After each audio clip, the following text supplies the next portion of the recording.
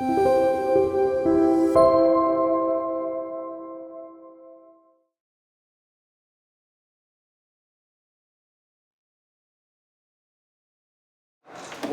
박회장 세우실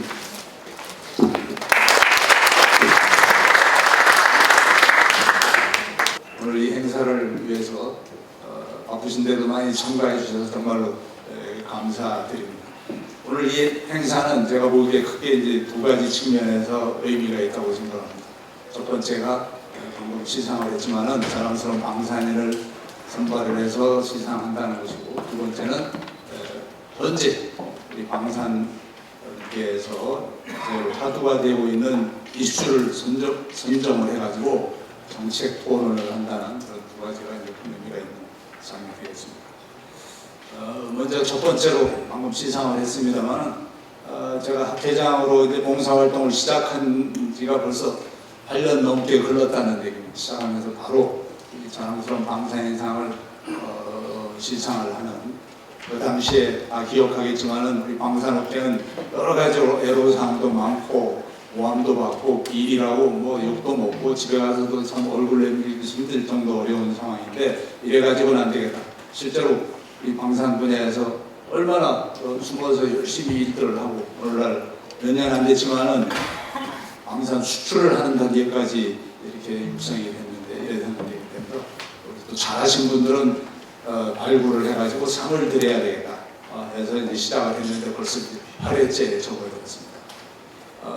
금년에 이제 특별 공로상은 우리 안규백 위원장님께 드렸는데, 뭐 그동안에 다른 위원장님들도 계셨지만은 상대적으로 더 열심히 이 방산 분야의 애로사항이 뭔가 그거를 찾기 위해서 간담회도 열고, 심지어는 청원에 내려가서 직접 간담회도 개최를 하고, 그래서 애로사항을 해결도 하시고, 또 여러 가지 이제 모순된 제도들이 많이 있는데 그런 제도 개선에 대해서도 관심을 가지고 많이 이렇게 해주셨는데, 그 중에 이제 제일 앞번은 역시 지체상금 해결이 아닌가. 이것도 아직 완성된 건 아니겠지만 지체상금 문제에 물꼬를 텄다 하는 것만 해도 아주 큰 업적을 세우신 거고, 또 여러분 아시는 바와 같이 우리 학회하고 한국생산성본부하고 공동으로 방위산업 최고위 과정을 지금 3기체 운영을 하고 있는데, 그때 또 직접 오셔서 강의도 해주시고 같이 식사도 하면서 거기서도 또 의견 수렴도 하는 소통의 장도 마련하시고, 이런 여러 가지 업적들이 있으셔서 왜 정치인한테 상을 주느냐 안 하고 일부 또 그런 얘기도 있었는데, 상관없다. 특별 공로상은 뭐 공로를 세운 분한테 이제 드리는 거기 때문에 충분히 가치가 있다. 어떤 면에서 보면은 영어에 이런 말이 있습니다. A small gift for a big job.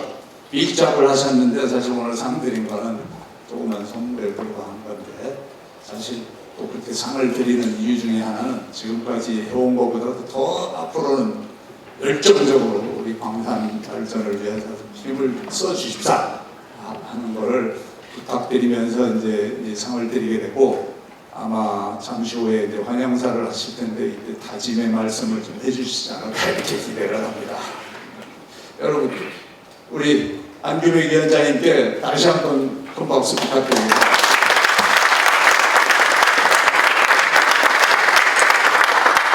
이 자랑스러운 방산인상에는 방산 특별 공로상하고 방산 기술상, 방산 학술상 이 세 가지로 분류해서 이제 시상을 하는데, 금년에는 학술상은 신청한 사람도 없고 추천한 사람도 없었습니다. 그런데 이제 방산 기술상은 3명이 추천됐는데 심사한 결과 방금 시상한 것처럼 LIG 넥스원의 김지찬 대표님하고 자원기술전공의 오병호 대표님하고 두 분이 이제 선정이 돼서 상을 드렸습니다만은, 우리 김지찬 대표님은 금년에 상복이 터진 것 같아요.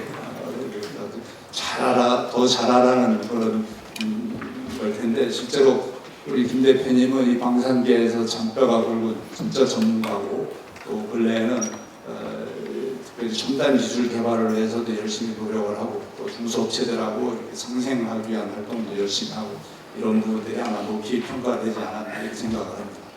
그리고 또 우리 오병호 대표께서는 창원에서 이제 중소기업을 운영하는데, 그 지역에서 중소기업 협회를 만들어서 직접 회장이 돼가지고 본인 회사는 물론이고 또 주변에 어려움을 겪고 있는 업체들 도와주기 위해서 이렇게 애쓴 그런 점들이 고려가 돼가지고 상을 드리게 됐습니다. 다시 한번 두 분 축하를 드립니다.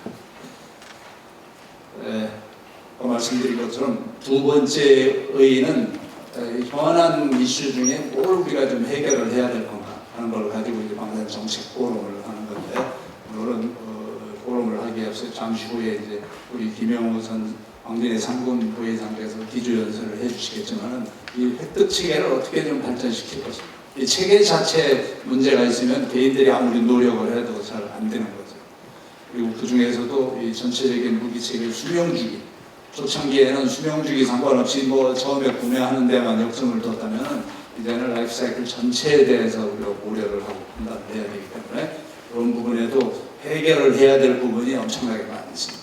그런 부분을 주제로 해서 LIG 넥슨에서 발표하시고 또 5분이 토론을 하면서 뭔가 발전적인 대안을 마련하도록 그런 정책 포럼 시간을 갖는데, 뭔가 좀 그럴듯한 아웃풋이 나오려면은 또 좌장을 잘 모셔야 되는데, 조선님 문설위원이시고 방산 민간으로서는 제일 최고의 전문가인데 우리 저 위원장이 빼고 유명한 문설위원께서 아주 좋은 결론을 나중에 내지 않을까 그런 생각을 하면서 모셨습니다. 오늘 이 행사 또 정책 포럼을 통해서 아주 유익하고 생산적인 결과가 도출되기를 기대하고, 바쁘신 중에도 참여해 주신 모든 분들께 감사를 드리면서 특히 우리 안규배 위원장님 공동으로 이렇게 개최를 해주셔서 감사합니다. 감사합니다.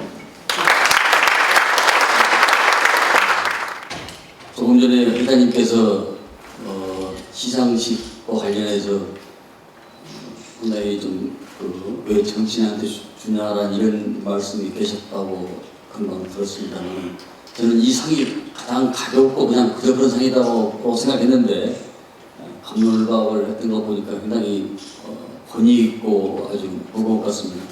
저는 미국 속담에 에버라드 프렌드 노바디 프렌드, 만인의 친구는 그 누구 친구도 아니다. 친구라는 것은 참을성이 있어야 된다. 저는 항상 방산과 또 방산학회와는 굉장히 친밀하고 차별적인 이런 단체와 교우를 하고 있다 이렇게 생각을 했는데, 그분은 좀 달리 보는 것 같습니다. 제가 더 분발하도록 하겠습니다.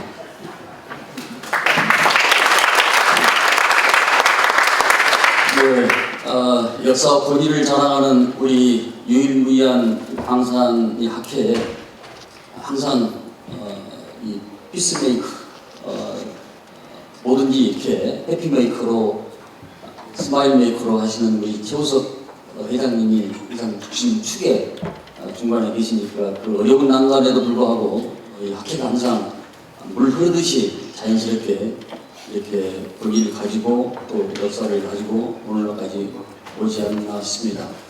지금이 계절적으로는 상남산 모든 만물이 풍성한 수확을 거두는 결실 계절인데, 방산학회와 또 방산인들도 이제 가을의 계절을 맞이해서 풍성한 결실이 되기를 바랍니다.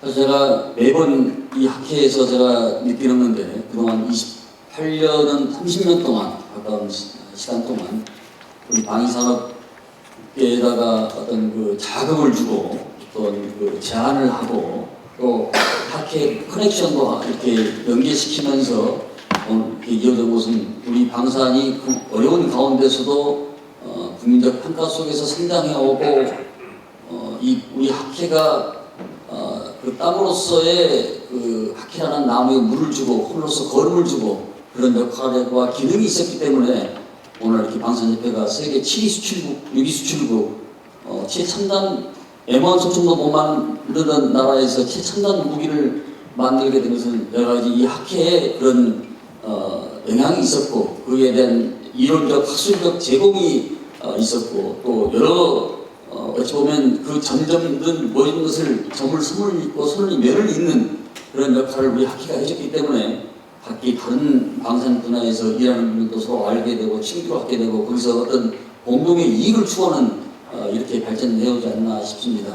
앞으로 계속 제가 이제 국방위를 언제까지 할지 모르겠습니다만 혹여 다른 생명으로 가더라도 이 방산에 대해서는 끝없는 관심과 애정을 갖고 여러분과 함께 하겠습니다. 저는 항상 여러분들의 따뜻한 체온을 느끼고 또 여러분들의 맥박을 뛰는 모습을 고동심을 보고 의존하고 있다는 것을 다시 한번 말씀을 드립니다. 무궁한 발전을 기원드립니다. 감사합니다. 예, 국방부 전력자원관리실장 김윤석입니다. 제가 오늘 장관 식사를 대신하기 위해서 이 자리에 서긴 했는데 자리에 참석을 하고 보니까 감회가 굉장히 새로운 면이 있습니다. 한 20년 전쯤에 제가 실무자일 때 사무관, 막 서기관 되는 무렵에 그때 같은 국에서 과장님을 하신 분들이 여기 세 분이나 계시는데 우리 박 회장님 하고 우리 전 병무총장님 김영호 장군님 또 우리 키스트의 김용환 단장님이 그때 바로 옆에 과장님으로서 그때 잘 모르고 어떨떨했던 저를 가르쳐 주시고 많이 이끌어 주셨는데 앞으로 실장으로서 생활을 하면서 학회도 그렇고 방산업체와도 많은 협조 그리고 또 제가 많이 배우면서 일할 수 있도록 노력하겠습니다. 좀 전에 박 회장님하고 우리 안규백 국방위원장님은 굉장히 특별한 원고도 없이 아주 유청하고 좋은 말씀을 많이 해주셨는데 저는 장관님 축사를 대신했기 때문에 한 장을 빠뜨리지 않고 잘 읽도록 하겠습니다. 예. 국내 유일의 방위사업 관련 학술단체로서 자주국방에 디딤돌이 되어온 한국방위산업학회의 창립 28주년을 진심으로 축하드립니다. 또한 우리 군과 방위산업에 대한 각별한 관심을 바탕으로 한국방위산업학회와 함께 오늘 이 자리를 마련해 주신 안규백 국방위원장님과 발표와 토론에 참여하신 전문가 여러분 그리고 자리를 빛내주신 내외 기빈 여러분께 깊은 감사의 말씀을 드립니다. 특별히 오늘 자랑스러운 방산인상을 수상하신 안규백 국방위원장님, 김지찬 LIG넥슨 대표님, 오병후 창원기술전공 대표님께 진심으로 축하의 말씀을 드립니다. 우리 군은 급변하는 안보 상황 속에서 확고한 대비태세를 유지한 가운데 미래에 대비한 강군 건설을 위해 매진하고 있습니다. 특히 4차 산업혁명, 첨단 과학기술을 국방 분야에 접목하여 전방위 안보 위협과 미래 환경 변화에 능동적으로 대응할 수 있는 강한 힘을 갖춰 나가고 있습니다. 이를 위해서는 무엇보다 방위 산업 발전이 반드시 뒷받침되어야 합니다. 이에 국방부는 민간의 우수한 과학기술을 효과적으로 도입하는 한편 창의적이고 도전적인 연구 환경을 조성하기 위해 관련 법령과 제도를 개선하는 등 방위산업 발전을 위해 다양한 정책을 추진하고 있습니다. 뿐만 아니라 핵심 신기술을 확보하여 국내 방위산업 증진과 경제 활성화에 기여할 수 있도록 군사력 건설을 추진해 나가고 있습니다. 이와 함께 방산업체 대표분들을 직접 만나서 다양한 목소리를 들으면서 방산 관계자와의 소통의 노력도 지속하고 있습니다. 앞으로도 방위산업이 우리나라의 새로운 미래 성장 동력으로 발전할 수 있도록 적극 지원하겠습니다. 아무쪼록 오늘 이 자리에서 방위산업 발전을 위해 다양한 의견들이 활발하게 논의되기를 기대합니다. 다시 한번 뜻깊은 자리를 마련하신 안규백 국방위원장님을 비롯한 모든 참석자 여러분과 자랑스러운 방산인상 수상자들께 감사와 축하의 말씀을 드리며 여러분 모두의 건강과 기원, 행복을 기원합니다. 2019년 9월 27일 국방부 장관 정경태 이상입니다. 예, 창원시 부시장입니다. 오늘 이 뜻깊은 자리에 우리 허승무 시장님께서 오셔야 되는데 제가 대신 오늘 위해서 양해를 드리겠습니다. 오늘 한국방위산업학회 창립 28주년 기념 제8회 자랑스러운 방산 시상식 및 정책 포럼 개최를 진심으로 축하를 드립니다. 우리 위원장, 국방위원장님 오셔도 가셨고요. 김윤석 국방부 제1격자관실장님, 기조연설하신 김영우 전 한국방위산업총회장님, 그리고 오늘 행사를 준비해 주신 우리 최우석 한국방위산업학회장님을 비롯한 회원 여러분께 감사를 드립니다. 아울러 오늘 자랑스러운 수상을 하신 남교육위원장님, 김지찬 LIG 넥스트 대표님, 특히 우리 오병우 창원기술전공 대표님께서는 창원 방산 중소기업 협의 회장도 맡으시고 또한 방소기업 회장도 맡으시고 우리 창원의 방산에 있어서는 가장 활동을 많이 하시는 분입니다. 축하를 드립니다. 한국방위산업학회는 지난 91년도 설립 이래로 국방 및 방위산업에 관한 많은 활동을 하는 것으로 알고 있습니다. 저희 창원시는 전국에서 지자체 중에서 유일하게 이제 이 방위산업학회에 이제 참석을 하고 있고, 우리 지역의 방위산업 육성을 위해서 다양한 정보를 획득하고 네트워크 구축을 위해서 저희들은 적극적으로 학회 활동할 그런 계획이 있습니다. 아시다시피 저희 창원시는 대한민국의 대표적인 기계산업 도시입니다. 기계산업을 바탕으로 해서 우리나라에서 가장 많은 세계적인 경쟁력을 갖춘 그러한 방위산업체가 소재를 하고 있고, 특히 이제 우리 허성무시장님 취임하시고 나서는 방위산업을 전략산업으로 적극 육성하기 위해서 가진 노력을 다 하고 계십니다. 지난주에는 이제 저희들이 이제 방위산업체 약 20개 업체가 참가를 해가지고 인도네시아에 시장 개척단이 갔습니다. 가서 약 140억 원을 계약을 하는 소기 성과를 거뒀고, 이를 바탕으로 해서 앞으로 더더욱 이제 방위산업을 발전시키기 위해서 노력을 하려고 생각을 하고 있습니다. 앞으로 우리 창원의 방위산업을 발전하는 데 있어서 우리 방위산업학회나 우리 국방부, 방위사업청 등 많은 좀 도움을 주시면은 최근에 어떤 일본과의 어떤 소재보급 장비에 있어서의 어떤 어려움도 극복하고 방위산업의 발전을 창원을 나아가서 대한민국 어떤 방위산업을 이끌어가는 역할을 해나갈 그런 생각이 있습니다. 우리 여기 계신 분들 우리 창원시를 많이 도와주시길 부탁드리고요. 저희들도 방위산업 발전을 위해서 가진 노력을 다하겠습니다. 오늘 이렇게 참석해 주셔서 대단히 영광스럽게 생각하면서 앞으로도 방위산업학회의 무궁한 발전을 기원합니다. 감사합니다. 김영우입니다. 오늘 먼저 우리 방산학회 28주년 축하해야 되겠죠. 특히 오늘 가셨습니다만 국방위원장님 포함해서 김찬성 오병우 대표님 자랑스러운 방산인상 수상을 다시 한번 축하드립니다. 방산 회장님께서 오늘 정책 포럼에 기조 연설이라고 하긴 좀 조금 10분 동안에 하여튼 뭘 좀 하라고 그러셨어요. 처음에 저한테 방향을 주신 게 4차 산업과 방산에 관한 큰 틀에서 담론을 좀 했으면 좋겠다. 그래서 제가 아무리 생각해봐도 제가 그 할 만한 능력이 안 된 것 같고, 또 짧은 시간에 뜬구름 잡는 소리 할 것 같아서 고민하다가 제가 한 6년 동안 그 방진에 몸담고 있으면서 나름대로 노력했지만 한 2% 모자라는 그 부분을 우리 오늘 뭐 다 같이 안 계신데 실장님, 특히 여기 은혜 계신 우리 후배님들에게 호소한 읍소회장으로 이 시간을 제가 가져야 되겠다 생각하고 이 자리에 섰습니다. 오늘 제가 주어진 시간이 10분밖에 안 되기 때문에 두 가지 주제를 사실 선정했습니다. 첫 번째 거는 제가 작년 12월 18일 날, 12월 12일 날 합참 전력기획부의 워크숍 때 교육을 좀 해달라고 해서 제가 얘기했던 내용을 좀 일부를 발췌했고요. 두 번째 거는 사실 오늘 오후에 이 실제 주제가 되어 있습니다. 그래서 제가 시간이 되면은 간단하게 서로만 얘기를 하고 주제 발표에서 듣도록 이렇게 하겠습니다.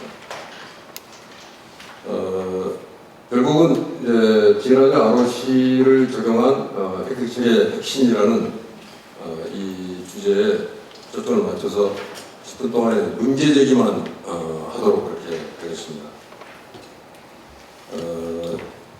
제가 90년, 91년도 율곡 집행 사업을 총괄하면서 그때부터 방산에 나름대로 이렇게 관심을 가지고 있었는데 방진에 와서 13년에 제가 방진에 몸을 닿기 시작해서 이 분야에 조금 더 이렇게 들여다보니까 여러 가지 그런 제한사항도 있더라고요. 그래서 15년도에 그 방진에서 국방연구원 이희갑 교수팀에게 그 용역을 줬던 그래서 연말에 공군회관에서 심포지움 할 때 발표했던 자료입니다.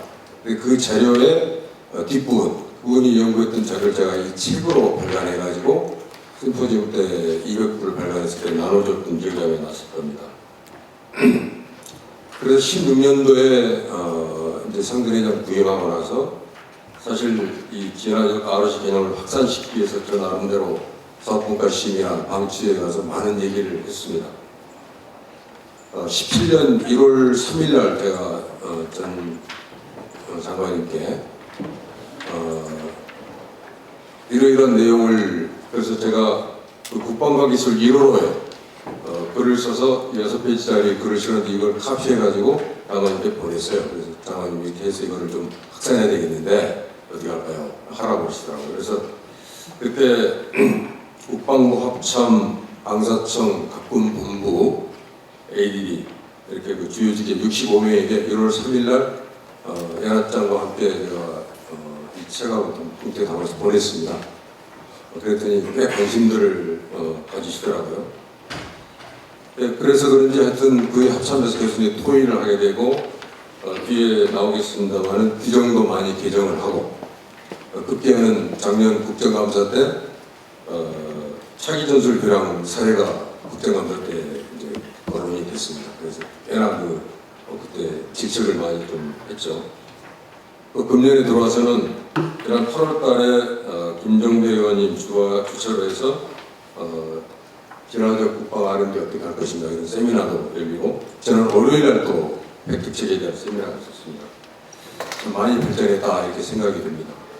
또 며칠 전에는 언론에 그 레이저 대공 무기를 진화적 개발 전략 개념으로 추진한다 하는 그런 기사가 나서 매우 반가웠습니다. 그런데 그럼 2% 모자란 게 뭐냐? 이렇게 하는 제도 개선도 하고 생각도 많이 바뀌었는데 정명 지금 안 되고 있다. 그래서 그 부분을 제가 오늘 딱 결론적으로 말씀을 드리고자 합니다.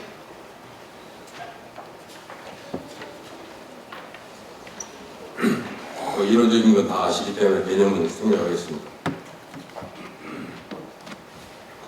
필요하시면 이제 책자 있으니까 보시고요.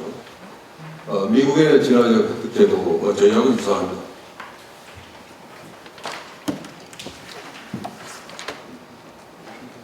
우리 한국 진화적 획득제도도 지금 거의 유사한데 그럼 과연 무엇이 문제겠습니까?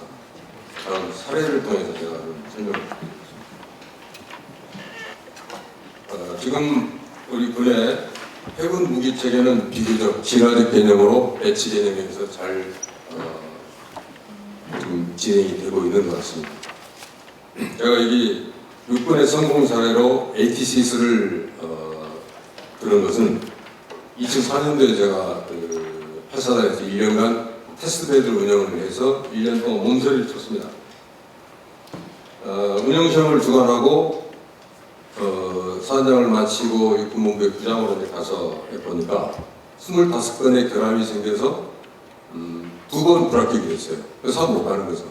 아무도 사고를 못 보내는 거예요. 그래서 그 당시 참모사장님께 건의를 해서 이걸 육군 정책회의에서 정책위원들이 모두 감옥 간다는 각오를 하십시다. 도답해보자. 그래서 하루 종일 정책위 25건을 조건부 동의로 보냈습니다. 그게 2006년도에 전력화를 해서 1차 성능 개량, 2차 성능 개량 정말 빠른 속도로 개선이 되더라고요. 지금 이제 전투형 작업을 받아서 만약 그때 사업이 못 갔더라면 어떻게 했을까? 그래서 보면 끔찍한 그런 생각이 듭니다. 뒤늦게 제가 상근 부회장을 했으면 TRCN이나 HTC 사업도 좀 많이 나름대로 노력을 했습니다. 어렵게 넓게 갔죠. TRCN 아쉬운 경우입니다. 시기를 놓쳐서 진부가 됐거든요. 빨리 보냈더라면 이런 부분들이 업그레이드 됐을 텐데 나는 아쉬움. HTC 사업 13년에 시작해가지고 5년 동안 훈련을 못했습니다. 5년 동안 훈련 못한 그거는 버려지시가 어떻게 할 겁니까? 정말 이런 부분에 대해서 우리가 되짚어 보고 넘어가야 되지 않나 이런 생각을 저는 해봅니다. 뭐 실패 사례 표현이 좀 그렇습니다만은 아까 말씀드린 차기 전술교량이나 중적에서 성광탄, 기호사업 지금 뭐 복합비용은 물론 성공이 됐지만 기호사업이 나오는 데가 23년 걸렸습니다. 제가 대입 때 시제품을 창원에 갔다 왔거든요. 23년 걸리더라고요.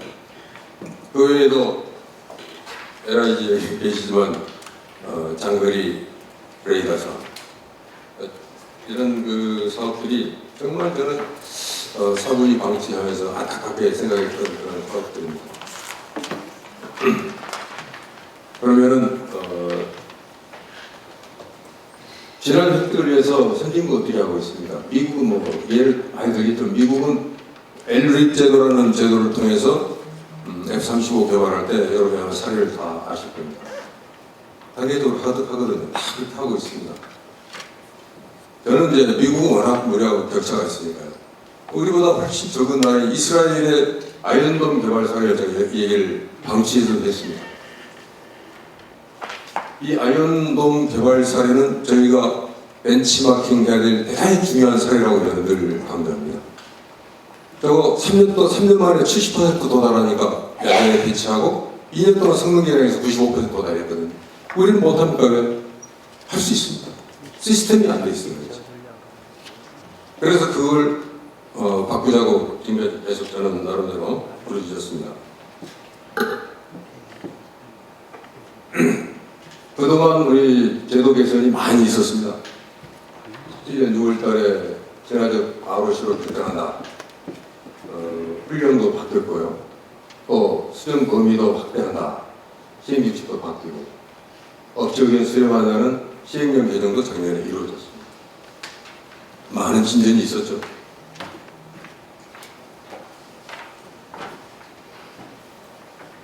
그럼 앞으로 이런 그 전력 소요 시스템을 혁신하기 위해서는 여기 뭐 ROC를 단계화하고 한디장 ROC 시스템 체계를 정립하고 소요 검증 시스템 개선하고 이런 하는 일들이 있는데 이런 노력들이 지속적으로 계속 제도 개선 차원에서 이루어져야 되겠죠.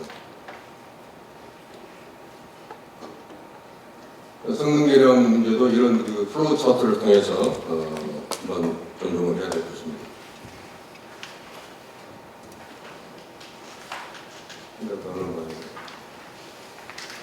그래서 실제 그러면은 오늘 제가 하고 싶은 얘기는 그러면 방위사업법이나 훈련이나 사업관리 규정에 실제 지금 기라적 획득을 해야 된다고 명시해 놨습니다. 여기까지 됐습니다. 그런데 세부 기준이나 적용 방안이 구체적으로 제시가 안 되다 보니까 실제 거기서 안 이루어져요. 이게 2% 모자란 부분입니다. 제가 차기분단 GAB 예를 하나 들겠습니다. 차기분단 GAB가 2년 전에 ADD에서 개발을 완료해서 DT가 끝났습니다. 2월 달에. 감사를 작년 연말까지 했습니다. 1년 반 하고서 지금 또 추진거리고 있습니다. 그 뭐 내용을 얘기하면 사실 ROC 조금 미달한 부분이 있지만 3가지 분야가 있는데 이스라엘 같은 저건 진즉 재작년에 사업 갔습니다. 왜 우리는 그렇게 붙들고 있어야 됩니까? 많은 예산을 들여서 해놓고 어느 업체 특혜 주는 것도 아니지 않습니까? ADD에 들어가는 건데 지금 어떻게 보면 야전에서는 가장 시급합니다. 볼 게 없지 않습니까? 육군이 지금 저 방에 볼 수 있는 게 없는데요. 눈이 없는데. 그래서 정말 이런 부분에 이 꼬인 매듭을 푸는 누가 있어야 되는데 그래서 뭐 지난 월요일날도 김종대 의원님 청와대 방산 비서가 있어야 돼 이런 얘기인데 이런 부분이 지금 안 되는 거예요. 이걸 어떻게 앞으로 풀 것이냐.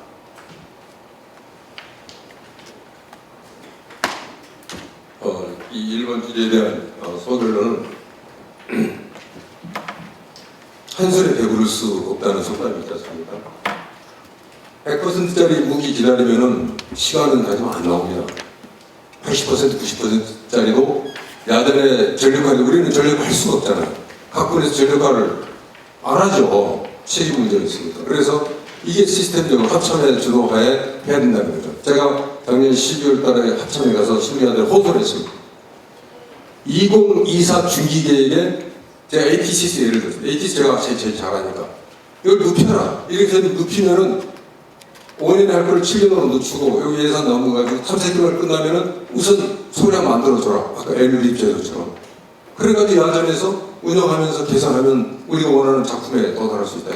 이 과정 없이 어떻게 무기체계 와인샷에 완벽하게 나옵니까? 우리는 마치 와인샷에 완벽한 걸 만들어내라는 그런 현재 상황이거든요. 그래서 결론적으로 사고의 전환이 좀 많이 됐지만 바로 그 부분에 대해서 누군가 이 아까 얘기한 차기 UAB 같은 경우 좀 매듭을 풀어주는 분이 있어야 되는데 위원장님께 제가 부탁을 드리려고 다시 보냈어요. 시장님 진짜 고민하셔야 됩니다. 진짜 고민하셔야 됩니다. 그래야지 지금 터키는 지금 엔진까지 국산화해가지고 UAB 만들었더라고요. 그제 들어보니 ADD 국장 혼자 이거 해결하려고 뛰어다니다가 저한테 왔어요. 그래서 제가 사분위 때 작년 12월 달에 거론을 했죠. 그런데도 뭐 해결이 안 되더라고요. 제 능력 밖의 일이니까. 여러 가지 요인이 있지만 저는 이거 빨리 보내야 될 그런 과제 중 하나라고 저는 생각을 하고 있습니다. 그래서 우리가 이 진화적 대화를 하면은 기술 진보화 문제나 덕기적인 변화, 예산이 우선 많이 절감됐어요. 특히 그리고 국산화율이 높아지기 때문에 수출이 유리합니다. 지금 국산화 안 되고 어제 뭐 언론에 많이 왔더만 오늘 왔던가요? F-35 정비 문제 이런 것들 앞으로 정비비가 늘어나도 예산이 늘어나도 전부 해외로 지금 정비비용이 나가기 때문에 뒤에 아마 총 수명주기 관리 비용에서 언급이 될 겁니다. 그래서 지금 이 시점에서 제가 이게 합참회로 오셨는지 모르지만 2024는 끝났으니까 21-25 중기계획 소요를 제로베이스에서 한번 합참 국방부가 좀 검토에 한두 개라도 소요 조정을 좀 하면서 없애라는 게 아니고 좀 높이를 낮춰서 예산을 길게 깔고 예산 연출해서 3-4개월 끝나면 바로 소량을 만들어서 야전에 배치해서 하는 이런 시스템을 도입을 해야 되지 않느냐 하는 것을 사실 결론적으로 제안을 하고 싶어서 이 자리에 섰습니다. 오늘 뭐 정책 포럼하고 주자가 안 맞는지 모르지만 제가 지난 몇 년 동안 진화적 ROC 부분에 그래도 조금 뭐 이렇게 분위기를 만들었다는 데 대해서 저는 굉장히 자부심을 갖고 보람 있게 생각합니다. 됐습니까? 총수명주기 관리 체계에는 한 말씀만 드리면은 제가 84년도에 ILS라는 논문을 미 해군대학원에서 김태규 장관을 둘이 써가지고 와서 우리 ILS가 업무가 시작이 됐습니다. 거기에 이제 이중구 장군이 군수국장으로 총수명주기 관리 체계를 만들었거든요. 2008년도에 10년이 넘었는데 정말 제자리를 하고 있어요. 우리는 의사결정할 때 기본적으로 잘못된 게 20 내지 40% 비중밖에 안 되는 획득병 가지고 결정을 하는 거예요. 60 내지 80% 이게 어떻게만 잠깐 보여드리면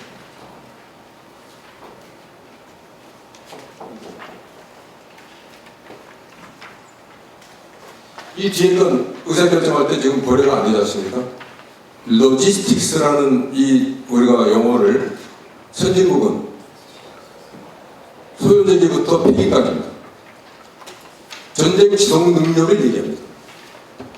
우리는 로지스틱스 군수국 그래가지고 딱 운영유지 그때 정비하는 거 이것만 운영유지라고 국장님 잘 아시잖아요.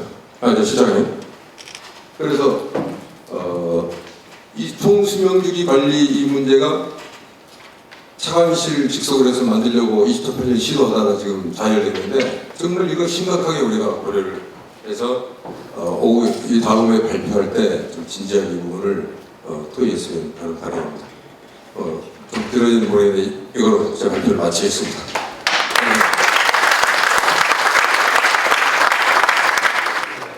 예, 대단히 감사합니다. 저는 LIG 넥스원에서 국방 군수면을 담당하고 있는 정지현입니다. 먼저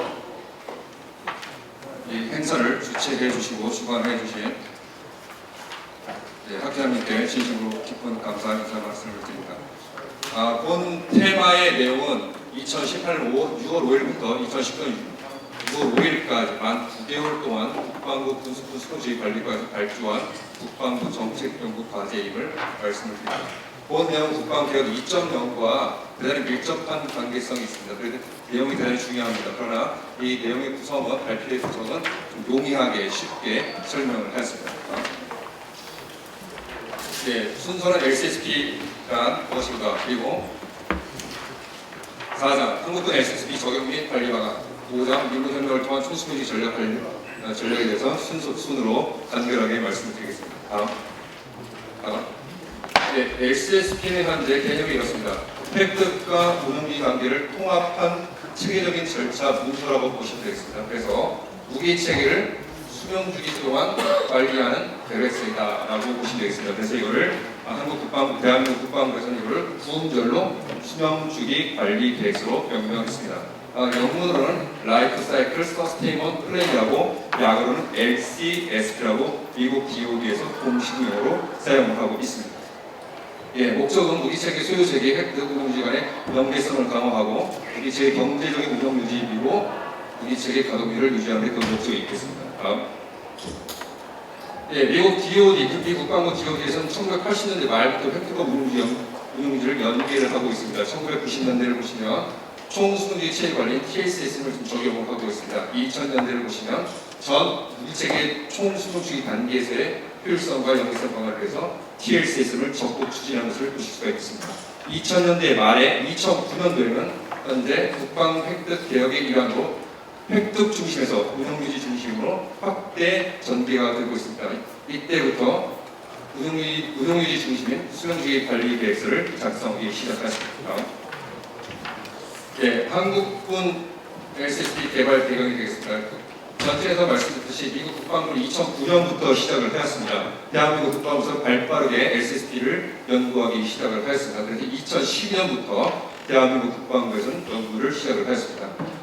최근 중심을 한번 보겠습니다. 장관 지상으로 2018년 10월 4일날 전 무기체계 및 주요 장비에서 모두 작성하라고 각군본부에 지시를 내렸습니다. 그리고 2018년 10월 10일날 국정감사 업무보고시에 전 무기체계 및 장비의 수용주의 관리 계획서를 작성하겠다고 국회 국방부에서 보고를 했습니다.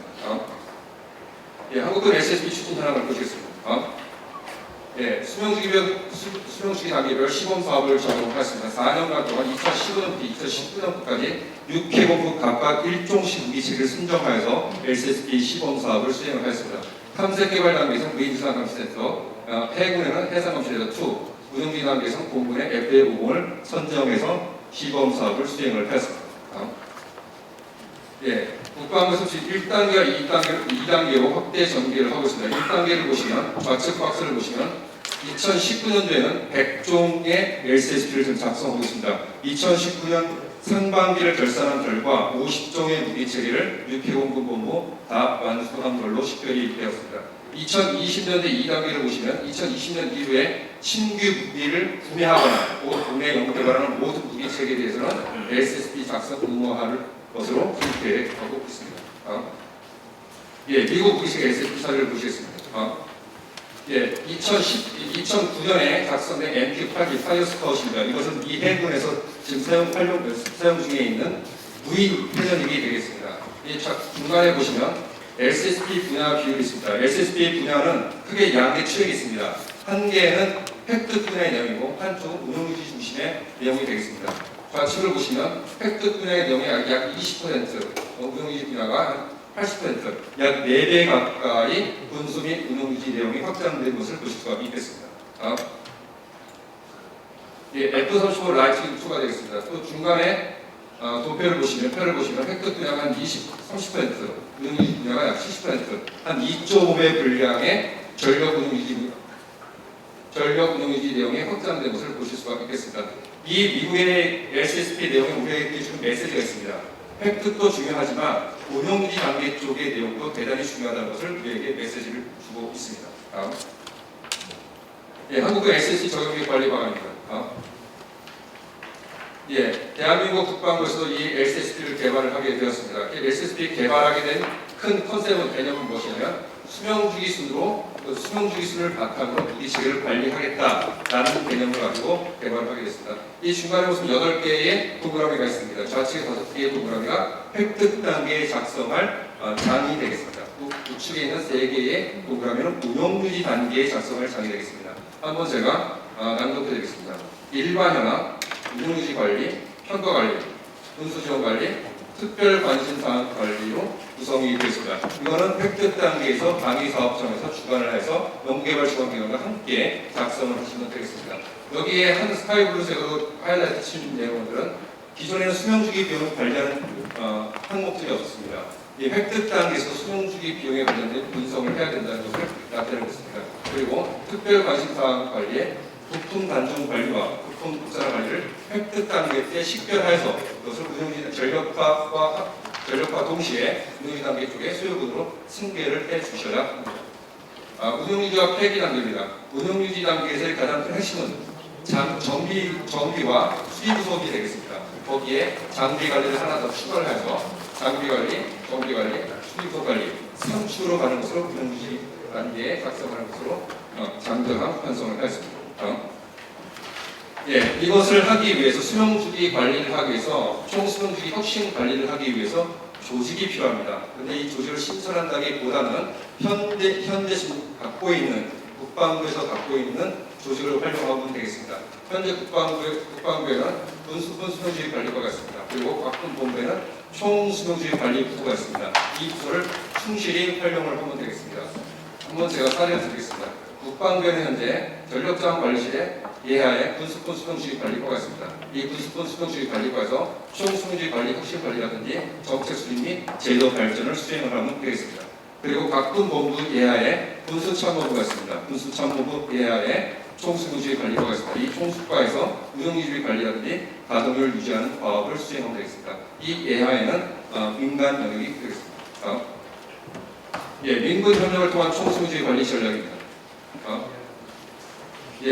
민군 협력을 통한 총수명주기 관리 전략은 운영지 단계에서의 군산 협의체를 가동시키겠다는 개념이 되겠습니다. 이 의미는 무엇이냐면 동그라미 1번과 2번과 3번을 보시면 방위사업청, 국방과학연구소, 방위사업체 1번과 2번과 3번은 획득 단계에서 왕성하게 의사결정을 하면서 획득을 잘 하고 있습니다. 이것은 획득 단계에서 의사결정 회의체, 의사결정 협의체들이 많다는 것을 의미합니다. 전력화되면서 운영지 단계에 진입을 하게 되면 군과 산의 의사결정 회의체가 미진한 것이 지금 현실입니다. 그래서 사례를 보시면 군산 협의체를 가동을 시키자라는 것을 개념을 저희가 건의를 드렸습니다. 사례를 보시면 사례 공수를 보시면 수명주기 관리 워킹 그룹이 있습니다. 좀 있으면 이제 패널로 보실 분인데요. 해군의 정비 창대왕께서 신승미 제도께서 2017년 8월달에 군과 산 수명주기 워킹 그룹을 같이 만들었습니다. 그래서 왕성하게 해군 무기 체계에 대해서 장비 관리 효율을 극대화하기 위해서 왕성하게 군과 산이 협력하는 구도를 보실 수가 있겠습니다. 이것을 가지고 수명주기 관리 규정안을 또 만들 수가 있겠습니다. 결론과 제언입니다. 결론입니다. 총 수명주기 관리에 완성된 계획서가 도출이 되었습니다. 이 한국군 마침의 LCS는 경제적인 운용 유지로 전투 체제를 극대화하는 관리도구로 활용하게 될 것입니다. 그리고 운영지 단계에서는 군산협의체를 통해서 무기체계 운영유지 관리를 강화할 것입니다. 좌측에 보시면 6회본부는 수명주기 관리계획을 수립하고 운영유지비에 관련된 것을 과업을 수행하면 되겠습니다. 맨 우측에 보시면 방위사업체는 방사업체, 즉 군수지원업체가 되겠습니다. 이 군수지원업체는 PBL 등을 통해서 예정비를 수행하고 LCS를 작성하게 되겠습니다. 이 두 개가 같이 군산협의체를 꾸려서 경제적인 운영유지로 무기체계 운영공배를 제로하는 것을 목적을 하고 있습니다. 제언입니다. 조직에 관련된 것입니다. 현재 아까 중간에서 말씀드렸듯이 이 조직을 새로 신설한다는 개념이 아닙니다. 국방부와 각군본부의 그 총수군주의 관리에 관련된 부서들이 잘 지금 세팅이 되어 있습니다. 그 세팅된 부서의 조직을 보강하여서 PSM에 관련된 임무를 부여합니다. 이 PSM에 관련된 임무는 2016년도 때 카이다에서 정책 연구 과제로 수립한 내용들이 있습니다. 획득 단계에서 무기 체계를 관리하는 건 PM이 합니다. 즉 사업 관리자가 되겠습니다. 그런데 운영유지 단계에 들어가면 그 사업관리자가 수면 위로, 수면 밑으로 가라앉게 됩니다. 미국에서는 이 PSM을 왕성하게 지금 수행을 하고 있습니다. 그래서 이것을 한국에도 이 PSM을 제도를 도입을 해서 2016년도에 연구가 잘 되어 있는 상태에 있습니다. 이것을 수면 위에 올려서 PSM의 임무를 총수에 관련된 부서에 임무를 부여하면 되겠습니다. 그리고 제도적 마련입니다. 이러한 제도적 마련은 전력발전 업무 훈련과 방위산업 관리 규정, 수용주기 관리 규정의 개제정을 통해서 이것을 세팅하면 되겠습니다. 자, 획득과 운영지 연계의 마지막물이 되겠습니다. 감사합니다. 네, 안녕하십니까. 오늘 세미나 사회를 맡은 유영호입니다. 우선 오늘 우리 방산학회 창립 28주년 기념 행사가 열린 이 뜻깊은 자리에서 제가 사회를 맡게 돼서 굉장히 영광스럽게 생각합니다. 특히 또 부족한 점이 많은데 또 그런 자리에서 사회를 맡을 기회를 주신 우리 최 회장님께 다시 한번 감사의 말씀을 드립니다. 제가 어찌 하다 보니 이번 주에 지난 월요일에 이어서 계속 국회에서 열리는 방산 세미나에 이제 사회를 맡게 됐는데 제가 아마 요즘 제가 공부를 안 하는 것 같으니까 공부 좀 하라고 계속 불러주신 걸로 생각하겠습니다. 지난 월요일 세미나도 아주 유익했고요. 오늘도 좋은 말씀 많이 듣도록 하겠습니다. 보니까 하여튼 사회의 제일 중요한 임무는 시간을 엄수하는 거더라고요. 원래 계획 4시 반까지로 돼 있어 30분 정도 남아 있습니다. 그래서 지금 오늘 패널이 총 5분인데 원래는 제가 한 7, 8분 드리려고 생각했는데 지금 남은 시간 감안하면 각 5분 정도씩밖에 드릴 수 없을 것 같습니다. 좀 양해의 말씀을 좀 부탁드리고요. 순서가 이제 바뀌었습니다. 먼저 오늘 훌륭한 주제 발표를 해주신 정진은 수석님은 LIG에서 군수 분야만 20년 넘게 봉사하신 전문가시고 국방부의 민간 연구위원, 군사의 IRS 자문위원 대회에 활동과 활발하게 하신 분이었습니다. 이 훌륭한 발표해 주신 정 수석께 박수 한번 드립니다.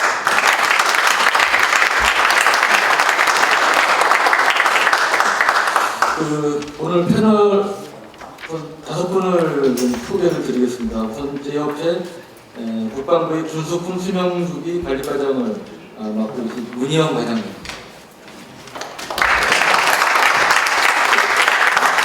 그리고 아까 정수석께도 잠깐 소개해 주셨지만 해군의 전기창장을 맡고 계신 신승민 전무님.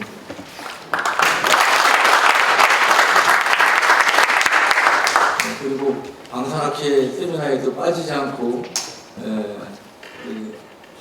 출연하고 계신 분이 우리 최기일 교수님. 따로 설명해드립니다. 그리고 후원대 오경원 교수님. 그리고 LIG 랩스원의 유재훈 팀장님.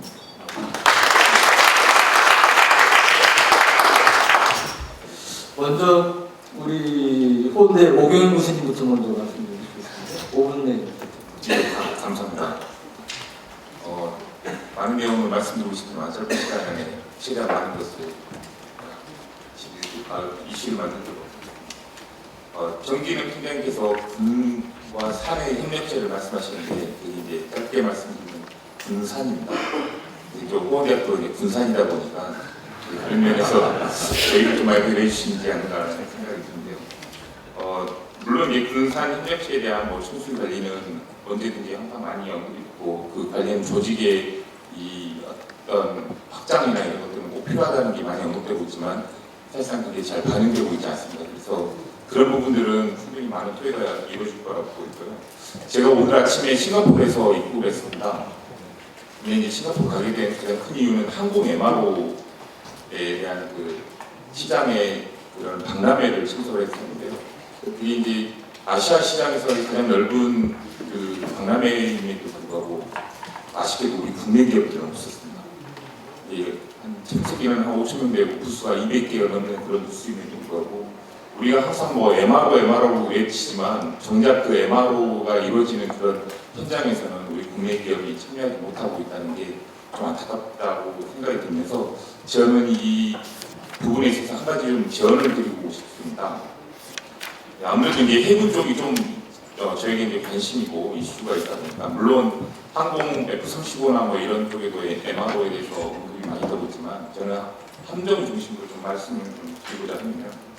지금 그 동남권 해역에서 주로 이제 MRO를 이렇게 육성하고 또 전기 시설을 하고 있는 또 이제 작전사가 이제 동남권 해역의 경남 베이스로 많이 이루어지고 있습니다.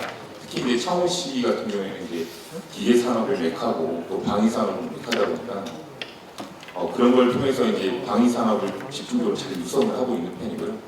그런데 이제 스마트 네이비라는 그 해군의 이제 본격적인 미래 비전을 밝혔을 때 제2 작전사가 언급이 됐습니다. 근데 그 제2작전사가 이제 과연 어디가 국내에 적합할지를 본다면 미래의 전제적인 어떤 위협 세력으로는 중국을 견제를 해야 되고 서해권을 좀 이렇게 지켜야 한다고 본다면 저는 이제 우리 군산 협의체가 나왔던 것처럼 그 지리적인 가장 강점이 강한 군산의 제2작전사가 어느 정도는 기틀이 되고 그 속에서 지금 이루어지고 있는 다양한 그 군 특히 이제 함정 MRO라고 하는 부분이 군산 현대중공업 그 부지 주변으로 좀 이루어졌으면 좋지 않을까라는 생각에서 좀 제안을 드리고 싶습니다. 가장 큰 이유 중에 하나는 저희가 이제 항공 MRO는 항상 이슈를 타다 보니까 그 시장이 우리의 미래 먹거리라고 말씀을 많이 하십니다. 근데 그게 전 세계적으로 시장이 한 80조 정도의 시장이거든요. 그런데 함정 MRO, 함정만 가지고 있는 MRO 시장도 전 세계 한 60조 정도의 시장입니다. 계속 항공 쪽만 언급을 많이 하고 계시지만 저희가 국내 해외와 다른 국내 MRO 모델은 항공과 함정을 이렇게 서로 같이 복합적으로 이렇게 육성을 할 때 가장 큰 시너지는 되지 않을까라는 시장에서 저는 싱가포르를 갔다 오면서 가장 크게 느꼈던 것 중에 하나를 간단히 말씀을 더 드리면요. 우선은 싱가포르의 가장 큰 특징은 항공과 함정 MRO 시장을 동시에 한다는 겁니다. 그래서 특히 그러면서 이제 싱가포르에는 호주, 미국 그리고 영국, 네덜란드 해군들이 와서 함정 정비를 실제 실시를 하고 있고요. 그리고 다양한 다국적기도 와서 정비를 실시하고 있을 만큼 MRO 시장에서는 아시아에서는 가장 큰 이런 산업이고 또 그걸 모티브로 해서 우리나라의 미래 먹거리를 성장시킬 수 있지 않을까 그렇게 바라보고 있습니다. 마지막으로 이제 좀 결론적인 말씀을 드리면 저희 예비 군장님께서 진화적 ROC를 많이 말씀해 주셨는데 저도 이제 그에 대해 정말 공감을 많이 하고 있고 미래의 어떤 우리 전력을 증강하기 위해서는 진화적 ROC는 나가야 한다고 봅니다. 근데 그러기 위해서는 진화적 ROC의 발전을 위해서 궁극에는 MRO라고 하는 이 전력 운용 유지가 지속적으로 발전, 정비 기술 개발이라는 것들이 지속적으로 발전을 하고 그게 이제 피드백상으로 전력 유지 단계에 재반영이 될 때 이게 진화적 ROC가 더 진화하지 않을까 저는 그렇게 바라보고 있습니다. 그래서 이런 MRO라는 부분이 단순하게 항공만 바라보시지 말고 이제 항공 함정도 같이 바라보시면서 특히 이제 창원시의 방산산업과 더불어서 전국의 그런 방산산업도 같이 한번 봐주셨으면 좋겠습니다. 네, 이상입니다.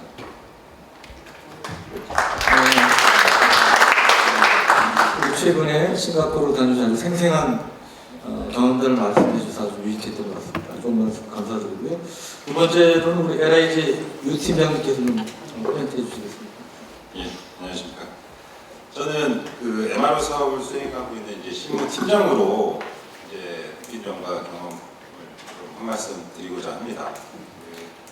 아까 정진우 수석연구원께서 발표를 잘 해주셨는데 저도 금방 국방부과제 연구원으로 참여했고 그러면서 군수 MRO 사업을 하면서 여러 가지 좀 많은 걸 느꼈습니다.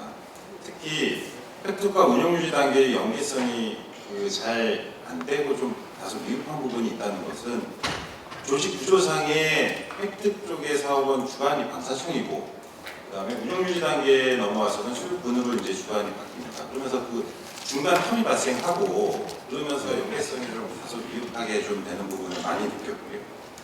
그리고 갈수록 운영 유지비도 증가하고 있는 추세에서 군의 전투 준비 태세를 위해서 가동률을 보장하기 위해서는 그 연계성 강화가 반드시 필요하다고 생각합니다. 그러면서 수명주기 관리의 시행 시점이 바로 지금이 적기가 아닌가 이제 생각이 들고요. 10여 년 전부터 총수명주기 체계관리 TCSM 개념이 도입됐는데 사실 지금까지 세부적으로 시행된 게 정말 미약합니다. 그래서 지금부터라도 분산 협력해서 잘 시행돼야 된다고 생각을 합니다. 그리고 장비 운영의 효율성을 말씀드리고 싶은데 기개발된 장비가 이제 최초로 운영유지 단계로 이제 들어가면 그 운영유지비 등의 이제 예산 반영이 완료될 때까지 상당 시간이 걸립니다. 그럼 이게 예산 반영이 그 연계가 잘 되지 않을 경우에는 전력 공백이 생길 수밖에 없습니다. 예산 반영하는 데만 해도 2, 3년이 걸릴 때도 있고 이제 중기계획에 들어와서 할 때부터 시간이 꽤 오래 걸립니다. 그러면은 군도 전력 공백이 생기면서 어려운 상황이 발생할 수 있고요. 업체도 그 군을 서포트해서 전력 공백이 생기지 않도록 하기 위해서 액션을 하고 싶은데 할 수 있는 그 환경이 안 됩니다. 그래서 그런 부분을 좀 고려해서 앞으로 좀 발전이 돼야 되는데 그러면 이제 발전을 하기 위해서 어떤 쪽으로 돼야 되느냐? 제가 생각하는 부분은 수명주기 관리를 위한 정책, 제도, 법령 등이 우선 개정이 필요하다고 생각합니다. 이번 정책 과제를 하면서도 권고사항으로 들어가 있습니다. 그래서 그 부분을 이제 정책, 제도, 법령 개정을 준비를 해야 될 것 같고요. 그러면서 예를 들면 수명주기 관리 계획서 아까 보셨다시피 작성 방안이라든지 예산 반영 절차라든지 전담 조직 인원에 대한 그 조직 구성 등을 검토를 해야 될 것 같고 그 다음에 획득과 운영유지 단계 연계성 강화를 위해서 전담 조직은 반드시 필요하지 않느냐. 지금 현재 국방부 산하에 근속군 수명주기과가 있고 각군의 총수명주기관리과가 있지만 인원이 상당히 좀 부족한 실정으로 제가 알고 있습니다. 그래서 그 부분도 조직 보강이 필요할 것 같고요. 그래서 획득 주관기관인 방사청과 운영유지 주관기관인 각군의 이원화된 부분을 연계할 수 있도록 조직 보강이 좀 돼야 될 것 같습니다. 그리고 마지막으로 각군에 적합한 운영유지 모델을 발굴해서 적용을 해야 될 것 같습니다. 육군 같은 경우는 가장 많은 수의 장비와 수정을 고려해서 군직과 외주를 병행한다든지 최근에 많이 PBL 교육을 하고 있는데 적절한 PBL 교육 방법 등을 좀 봐야 될 것 같고요. 해군 같은 경우는 함정 및 함정 탑재 장비가 워낙 폭파로 돼 있고 함정별로 이제 특성이 워낙 다르다 보니 그런 함정 MRO에 대한 적합한 모델을 좀 찾아야 될 것 같습니다. 그리고 공군 같은 경우는 첨단 기술 지략형으로 장비 특성을 고려해서 항공 MRO라든지 적절한 PBL 방법 등등을 좀 고려해야 되지 않을까 좀 생각이 듭니다. 그래서 마지막으로 군은 작전 운용상의 핵심이고 기묘한 장비 중심으로 MRO를 수행을 하고 정비를 수행하고 나머지 이제 창정비라든지 이런 부분은 인간의 첨단 기술을 활용하고 시설을 활용해서 이제 좀 하면 좋지 않을까. 그래야지 좀 더 효율적으로 그 예산도 절감되고 서로 인군 분산 협력해서 잘 발전시키지 않을까 그런 생각이 듭니다. 이상입니다. 다음은 우리 요즘 방산 홍보대사처럼 활동하고 계신 최기일 교수님께서 이렇게 해주시죠. 네, 저는 최근 국내 방산업계의 주요 이슈 사항과 연계해서 근본 제시된 LCSP, 한국형 총수명주기 관리 계획서라고 이야기를 하는데 이 부분에 대해서 간략하게 말씀드릴 수 있도록 하겠습니다. 여러분 잘 아시다시피 전 세계 228개 국가 중에 자국의 소총과 탄약 그리고 전차와 함정에 이르기까지 이러한 무기 체계를 직접 생산 제조할 수 있는 나라는 전 세계 8개 국가에 불과합니다. 이 중 이 8개 국가 중에 우리나라도 포함된다는 사실을 여러분들 자부심을 가지셔도 될 것 같고요. 최근 또 4차 산업혁명 시대에 있어서 혹자는 또 하이테크 시대라 얘기를 하고, 그리고 또 최근에는 밀리테크라고 하는 용어가 주목을 받고 있습니다. 이 밀리테크라는 용어를 통해서 우리가 볼 때 결국은 앞으로 이제 기술력이 국방력을 대변하는 시대가 될 것이다. 그런 부분들을 여러분들께서도 분명히 인지를 하셔야 될 것 같고, 최근 이러한 그 4차 산업혁명 시대에 있어서 새로운 개념의 무기체계들이 앞으로 출현을 합니다. 다양한 무기체계들이 그동안 우리가 상상 속에만 갖고 있었던 그런 무기체계들이 앞으로 출현하게 되는데, 이러한 새로운 무기체계의 또 새로운 그 플랫폼을 함께 제시가 되어야지만 이 무기체계에 맞는 무기 어떤 구매 단계나 또는 연구개발 단계에 있어서, 그리고 더 나아가서는 그 해당 무기체계의 총수명주기 관점 하에서의 어떤 메인터넌스 측면의 운영 유지에 대한 부분까지도 함께 변화를 모색해야 된다. 이런 부분에서 근본 연구 결과에 대해서 어떤 나름의 성과와 그리고 의의를 갖고 있다고 말씀드릴 수 있겠고요. 최근 국내 방산업계의 주요 화두는 크게 세 가지로 저는 생각을 합니다. 첫 번째는 여러분 잘 아시다시피 1990년대에 이르러 과거에 우리가 얘기하던 냉전 시대가 종료되면서 탈냉전화가 진행이 됩니다. 이 탈냉전화를 통해서 해외 선진국가의 여러 방산 기업들이 대형화와 통합화 추세를 거치게 됩니다. 우리도 2015년에 국내 최대 방산 그룹인 삼성그룹과 하나그룹 간에 방산 빅딜이 있었습니다. 그래서 어떻게 보면 조금 시대적으로 늦은 감도 있지만 2015년부터 국내 방산업계도 이러한 대형화와 통합화 추세에 맞춰 대형화에 대한 이슈들이 있다. 그리고 이러한 대형화를 통해서 국내 방산업체의 기업 경쟁력을 강화하고, 아울러 두 번째 이슈 사항인 방산 수출. 이 방산 수출이라고 하는 부분은 결국은 우리 국내의 방산 시장은 내수 시장이 한정돼 있습니다. 따라서 결국은 해외 방산 시장을 적극적으로 공략할 수밖에 없는 것이 현재 우리 국내 방산업계에서 직면하고 있는 당면한 주요한 숙제가 되겠고, 마지막으로 세 번째는 민군협업입니다. 이 민군협업은 사실 4차 산업혁명 시대와 개념이 맞습니다. 여러분 아시다시피 4차 산업혁명에서는 초연결, 그러니까 과거에는 우리가 유비쿼터스다 또는 통섭이라는 용어를 또 쓰고, 또 최근에 이러한 어떤 융복합의 개념들이 결국 초연결로서 이어지게 되는데, 결국은 디펜스 파트의 이러한 국방의 영역과 일반 커머셜 시장이라고 얘기할 수 있는 민간 시장의 영역이 급격히 허물어지는 것을 우리가 앞으로 경험하게 될 것인데, 향후에 이런 민군 협업에 대한 부분을 우리 방산업계는 미래를 위해 준비를 해야 된다. 그래서 이 세 가지 이슈상에 대해서 좀 말씀드릴 수 있겠고요. 앞서 말씀해 주셨던 그 발표 내용 중에 이제 군산협의체라는 말씀해 주셨는데 상당히 중요한 개념인 것 같습니다. 아시다시피 미국에도 군산복합체가 있죠. 그러니까 국내에 이러한 민군 협업과 그다음에 군산협의체라고 하는 어떤 거버넌스, 유기적인 거버넌스 체계가 구축되어야지만 비로소 어떤 시너지 측면에서도 굉장히 중요한 부분일 것이라고 생각이 됩니다. 좀 정리를 하자면 최근 방산업계에는 최근 몇 년간 다양한 이슈들이 있었습니다.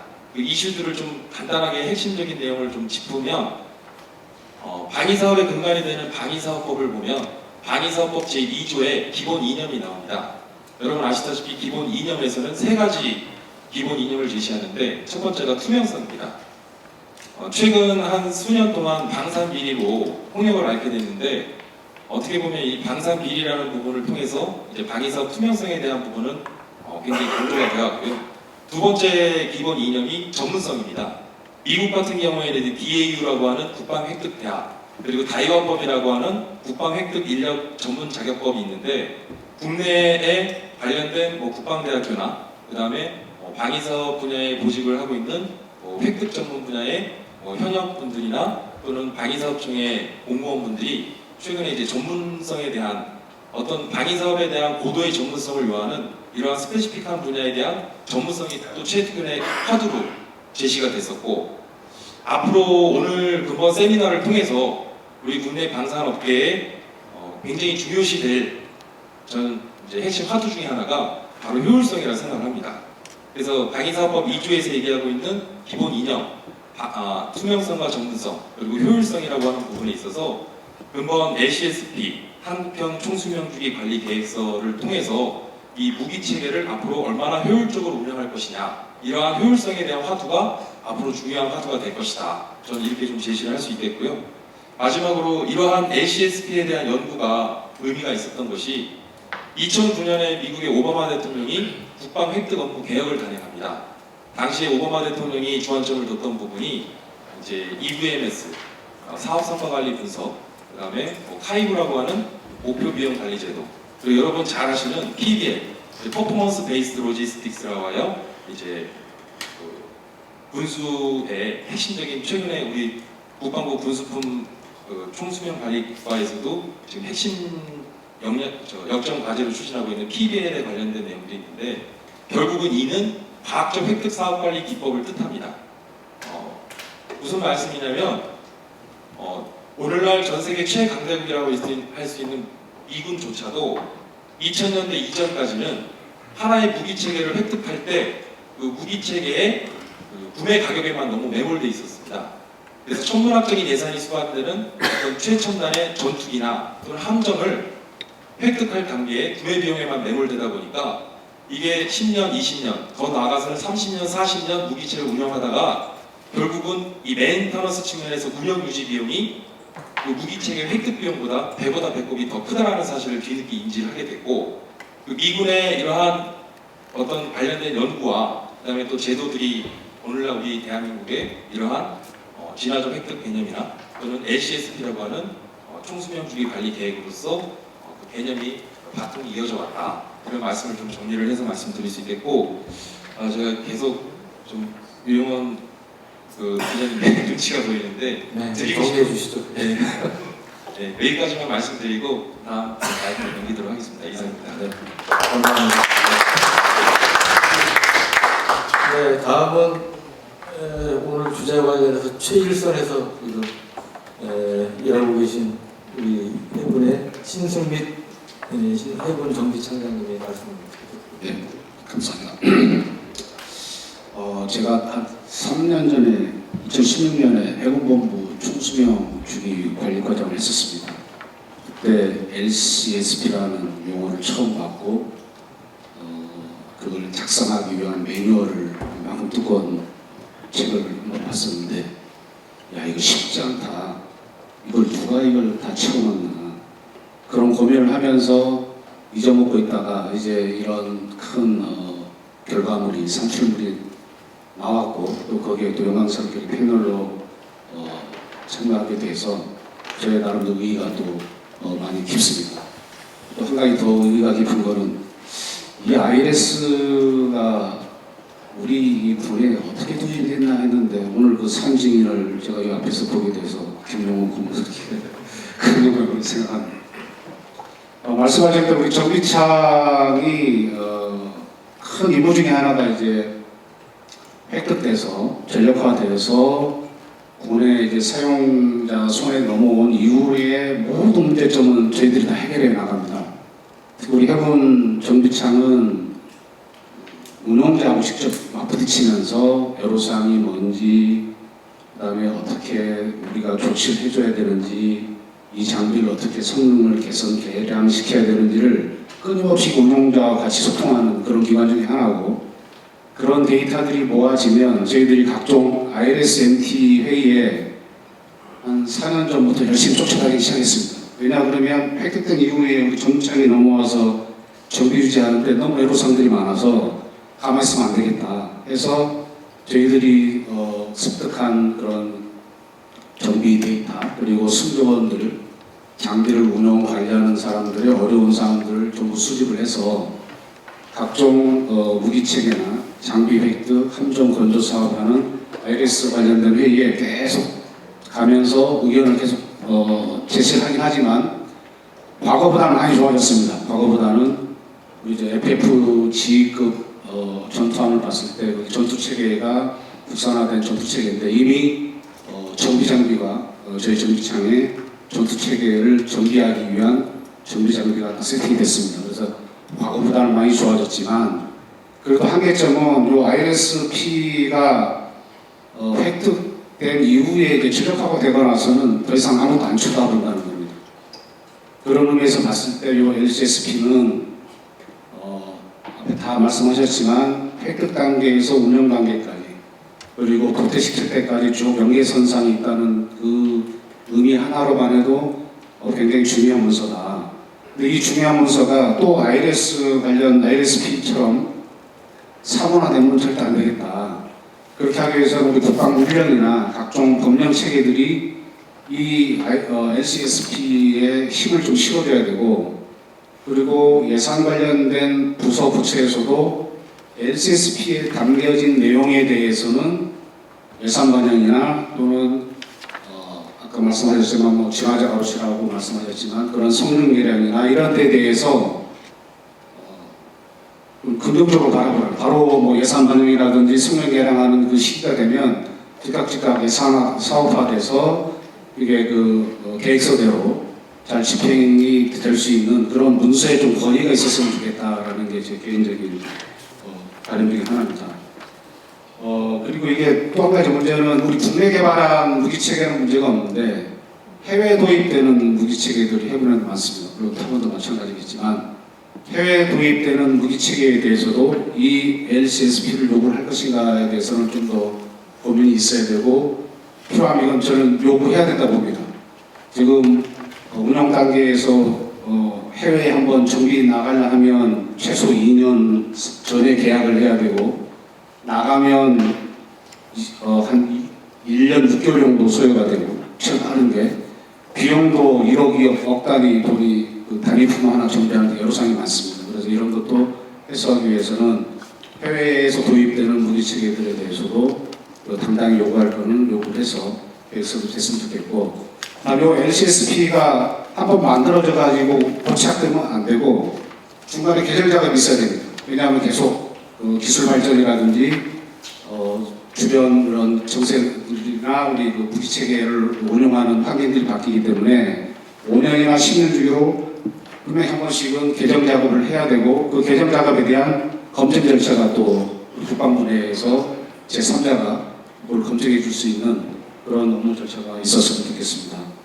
그리고 제가 한 가지 바람은 요 LCSP를 중심으로 해서 군과 그리고 방산업체와 그리고 필요하다면 어떤 연구기관이 상위일치가 돼서 우리 아까 뭐 MRO에도 많이 나왔습니다만은 그 무기 체계를 신뢰성을 높이고 수명 주기 동안 원회를 잘 쓰기 위해서 요 협의체가 계속 움직여서 정말 그 무기체계가 다 완전히 수명을 다해서 없어질 때까지 책임지는 그런 협력 기구들이 좀 운영이 된다 하면 LCPS에 대한 그 힘도 더 실을 수 있고 그리고 그 업체의 그 경기 활성화에도 도움이 되고 무기체계를 운영하는 우리 군 입장에서도 안정적이고 신뢰성 있게 할 수 있지 않을까 그런 생각이 듭니다.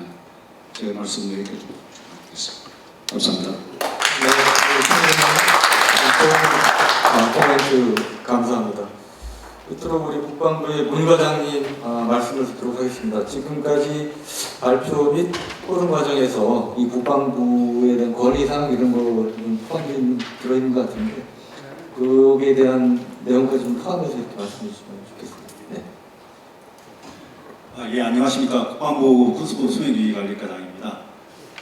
총수행주의를 제가 잘 하고 있었으면 오늘 같은 이런 부분이 없었을 것 같은데 어쨌든 총수행주의를 발전시킬 수 있도록 이렇게 장을 만들어 주신 상케 회장님하고 그리고 여기 대부분 우리 총수행주의를 다 IS를 만들어 주시고 총수행주의 시작을 만들어 주시고 그런 분들이 다 와 계십니다.